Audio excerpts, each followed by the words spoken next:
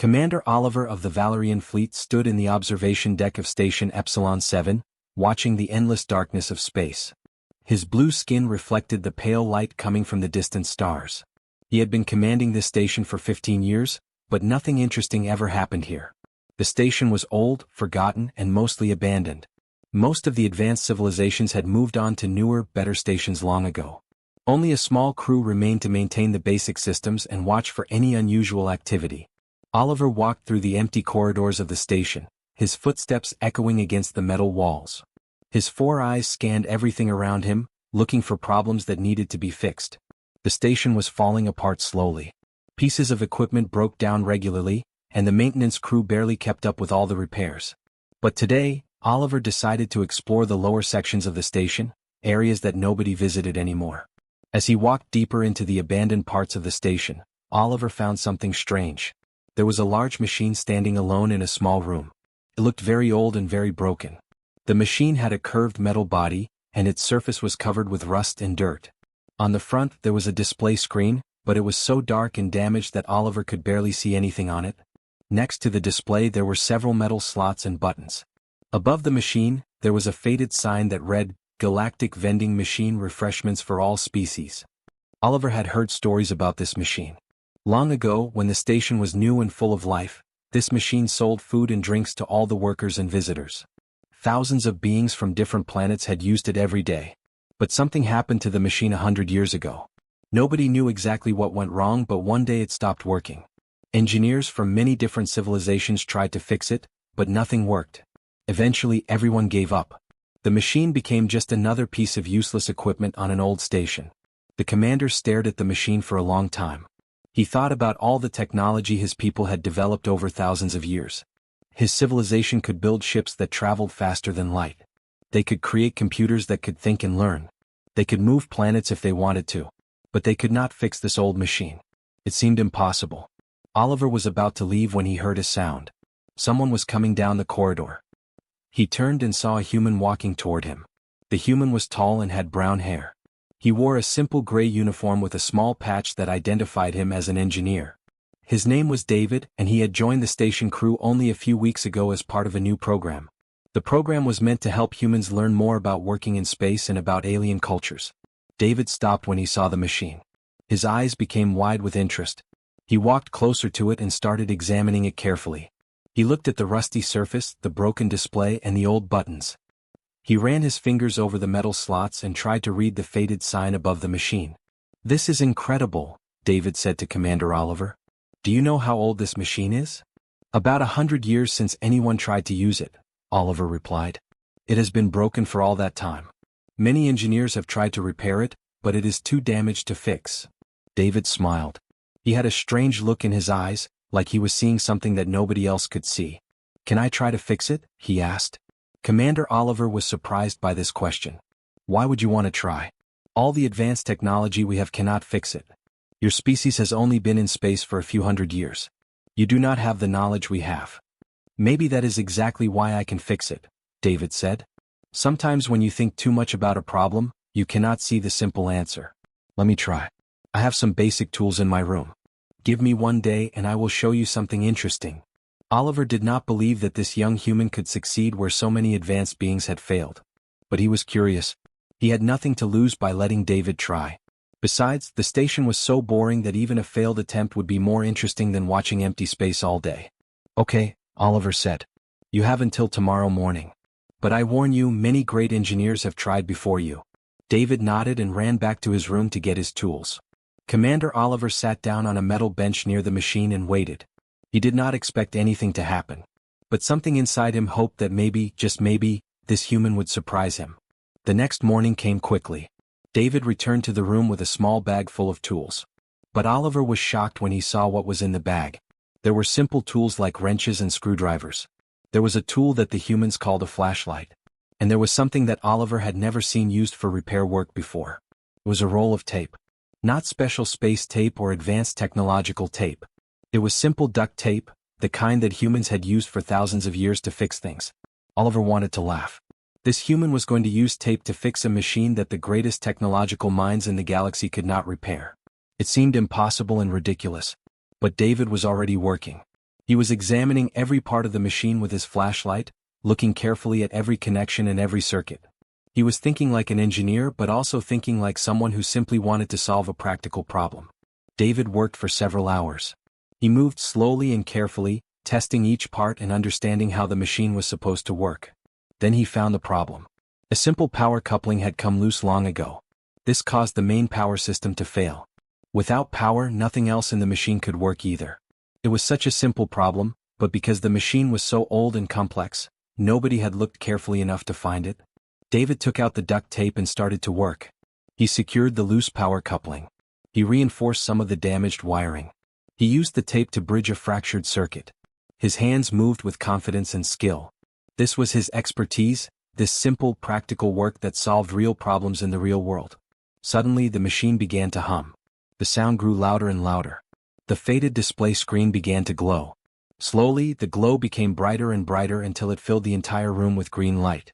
The ancient vending machine was working again. Commander Oliver stood watching as David continued his work on the vending machine. The green light from the display screen was now steady and bright.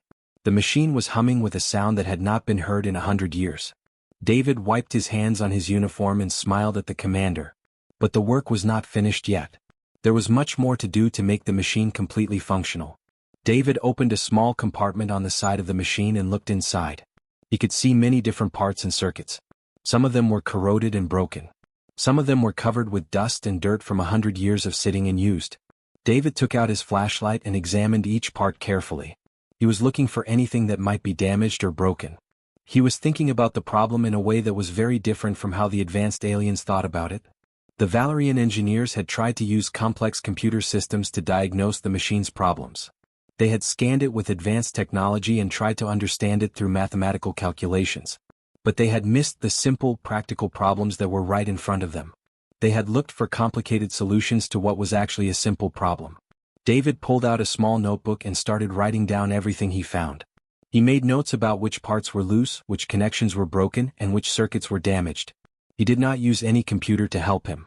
He just used his eyes, his hands, and his practical knowledge. This was the human approach to engineering. Humans did not always have the most advanced technology, but they had something else.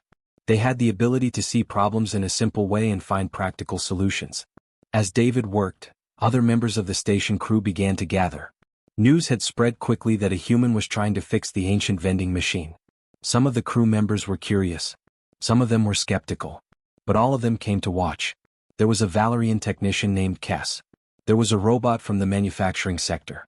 There was even a small alien being from a distant planet who communicated only through lights and sounds. Commander Oliver introduced David to the gathered crowd. This human engineer is attempting to repair the vending machine using his own methods, Oliver explained. We shall see if his approach is different from ours. David looked at all the watching faces and felt a little nervous.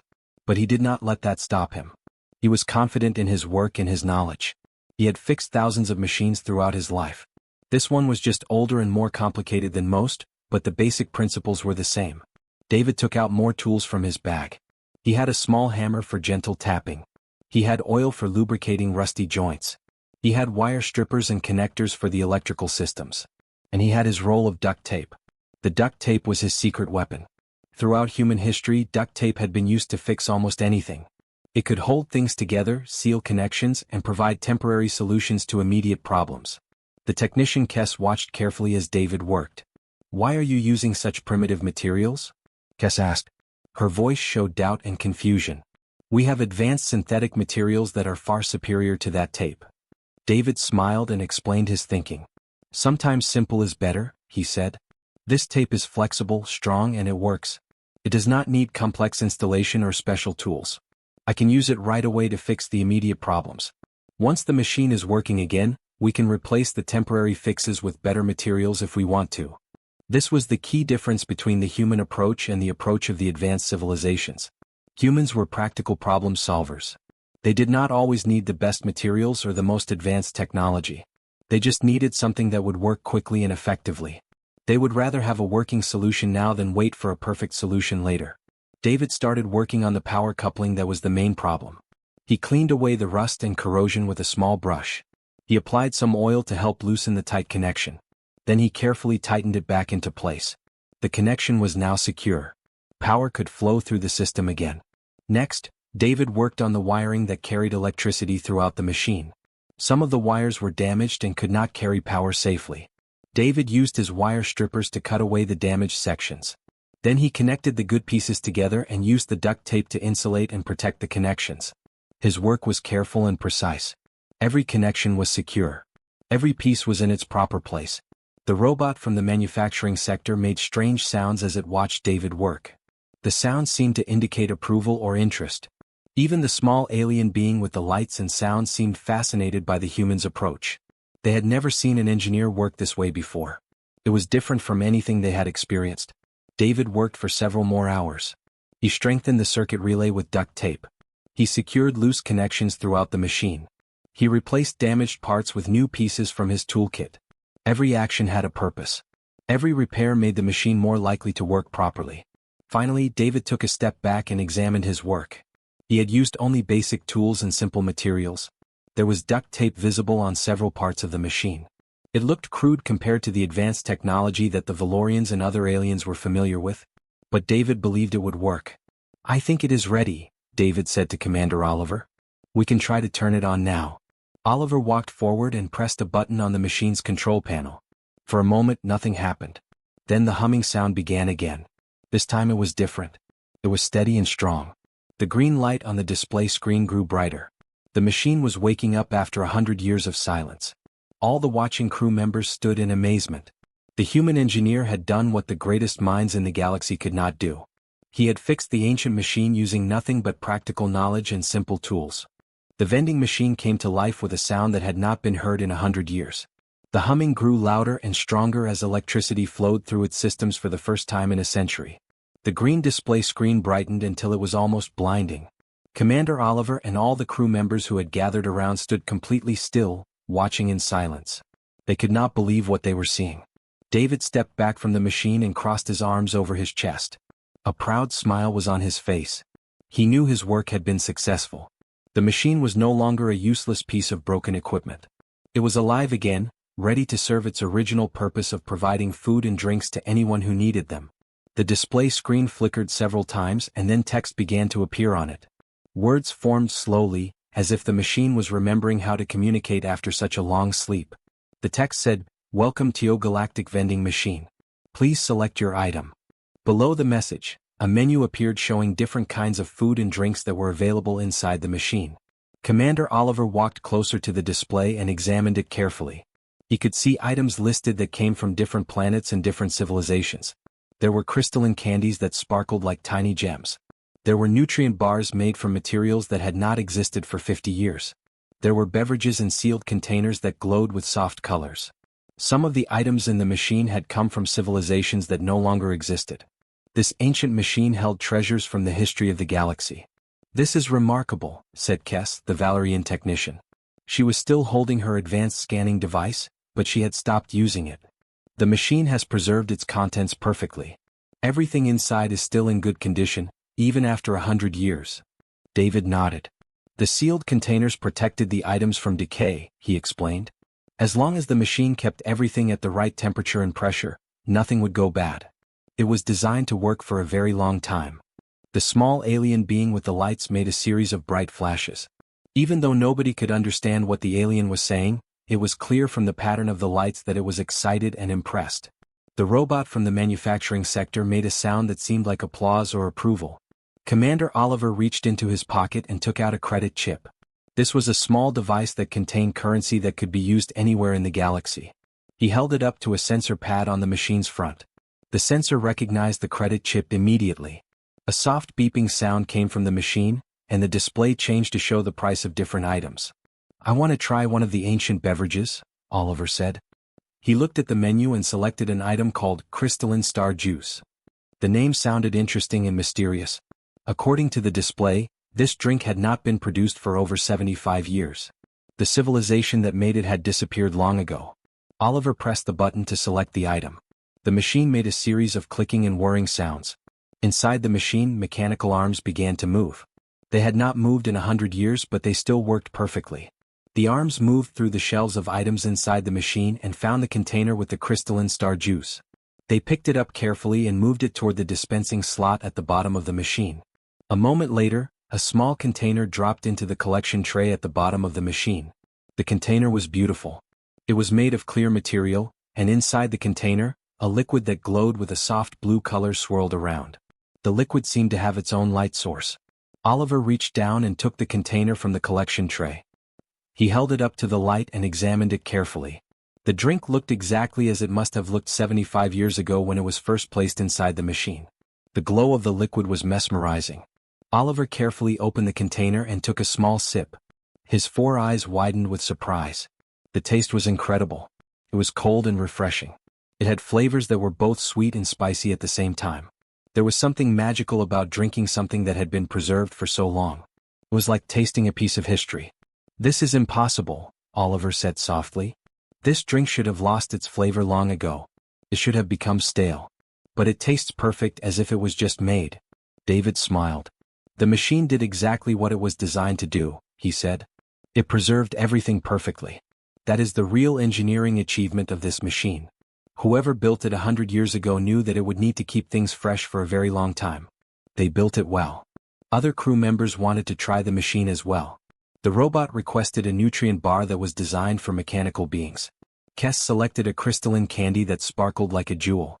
The small alien being used its lights to select an item that seemed to match its preferences.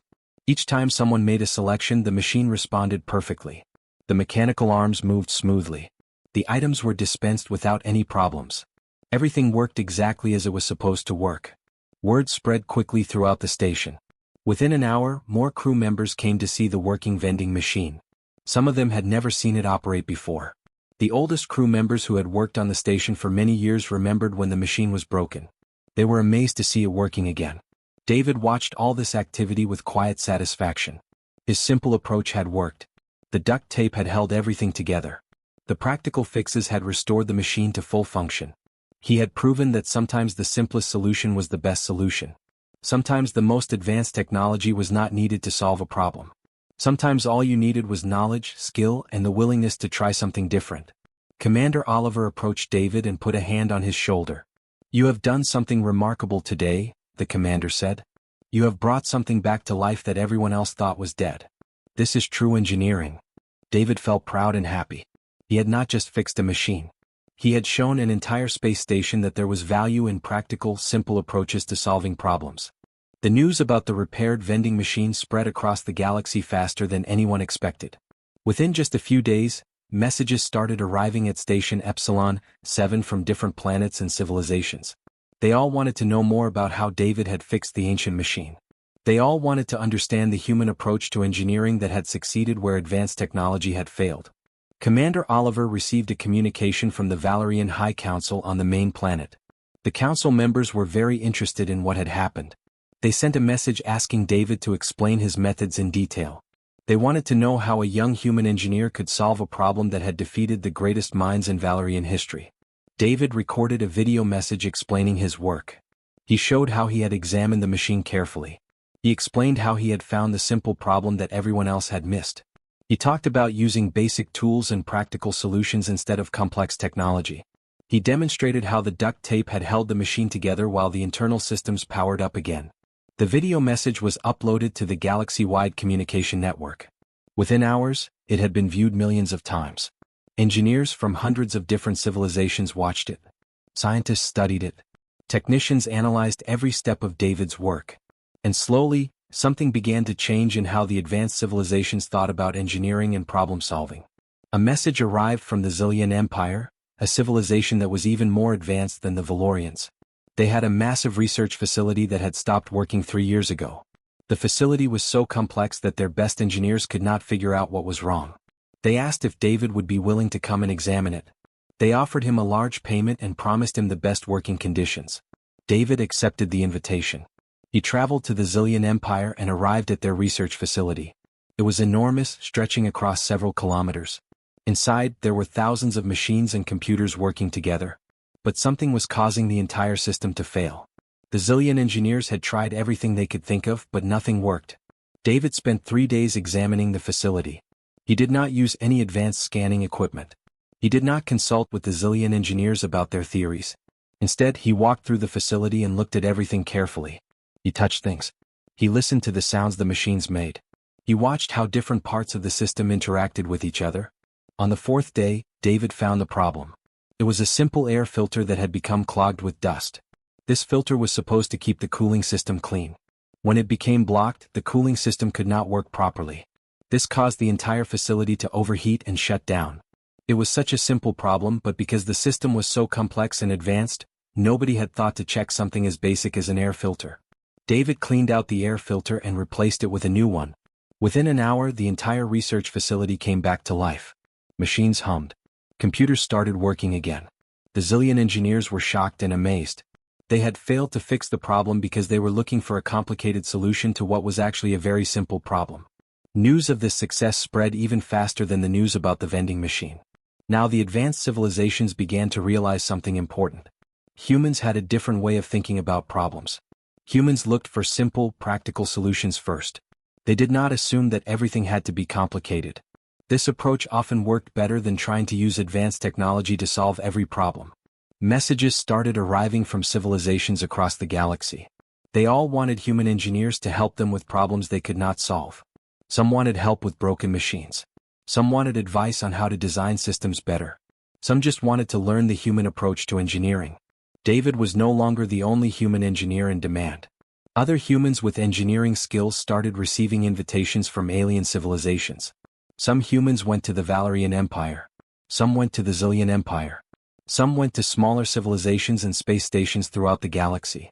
All of them brought the same practical, simple approach to problem solving that David had demonstrated. The human engineers started a training program to teach aliens how to think like engineers who valued practical solutions. They taught them to look for the simplest explanation first. They taught them to examine problems carefully before trying to use advanced technology. They taught them that sometimes the best solution was not the most complex one, but the most practical one.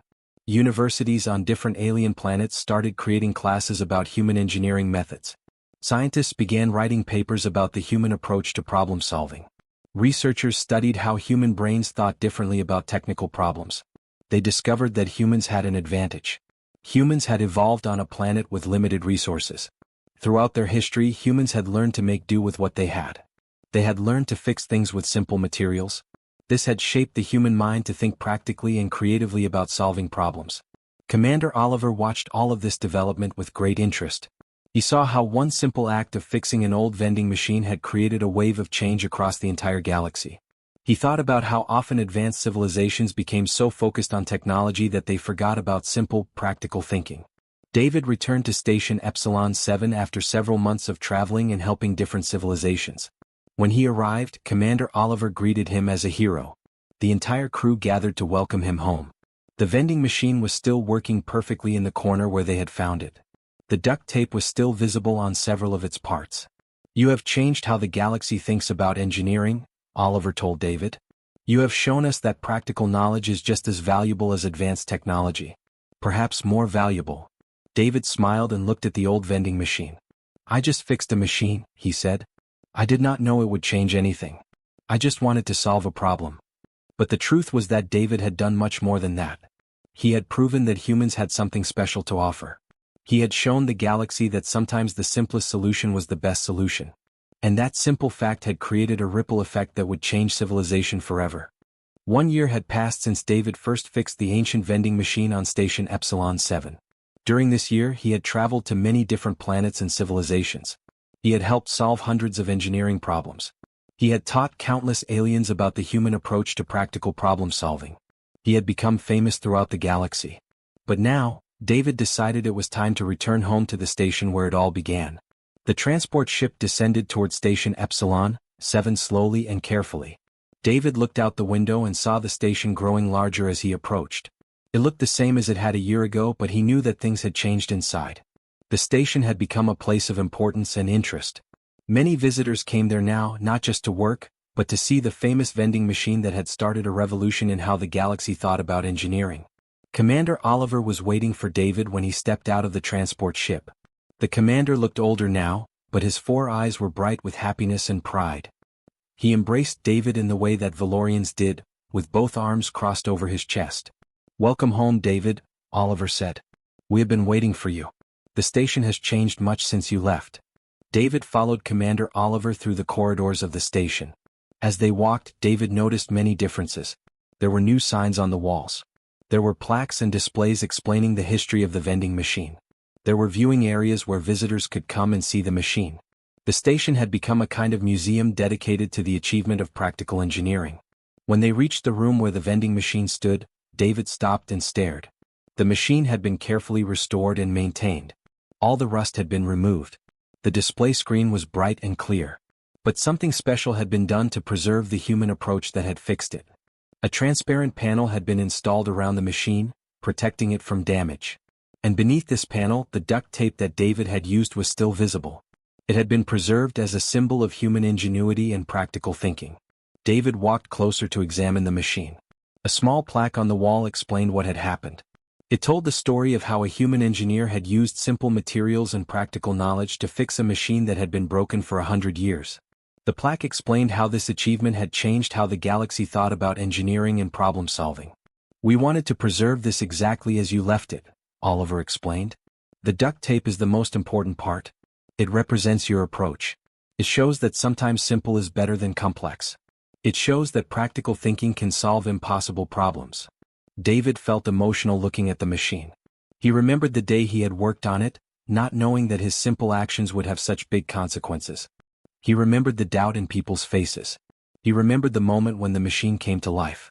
It seemed like a long time ago, but it was only 1 year. Commander Oliver led David to a special room that had been built near the vending machine.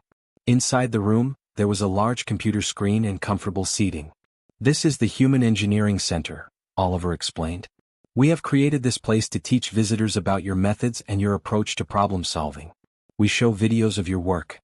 We have classes where people can learn about practical engineering. Hundreds of visitors come here every month." A young Valerian female named Tess was working in the center. She explained her work to David. "I help organize the educational programs," she said. "We teach people from different civilizations about how to think like human engineers. We explain that the best solution is often the simplest one. We show them how to examine problems carefully before trying to use advanced technology. Many students have gone on to solve problems in their own civilizations using these methods."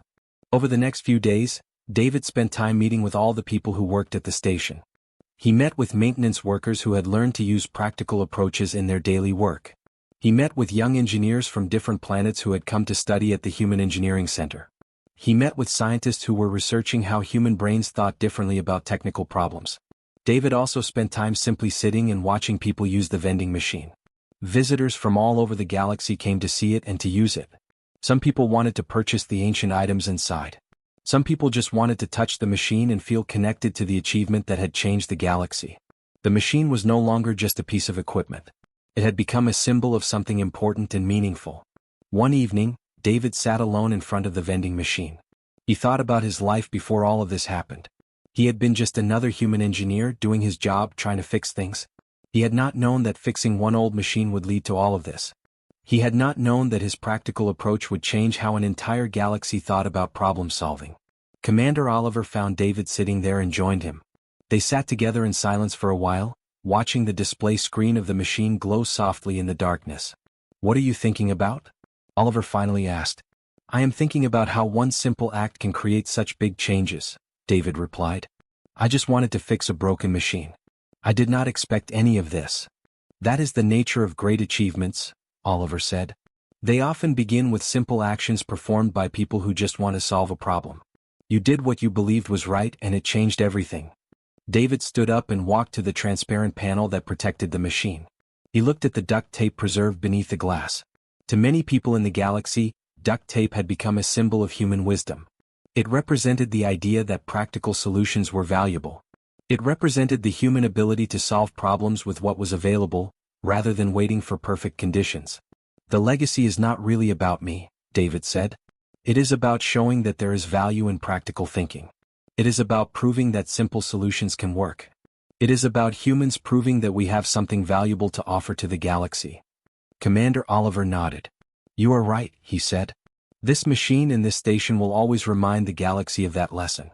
And humans will always be remembered as the species that taught the advanced civilizations to value practical wisdom and simple thinking." David looked at the vending machine one more time. It was still working perfectly, just as it had been working for the past year. It would continue to work for many more years to come. It would continue to remind the galaxy of the day when a human engineer proved that practical thinking could solve impossible problems.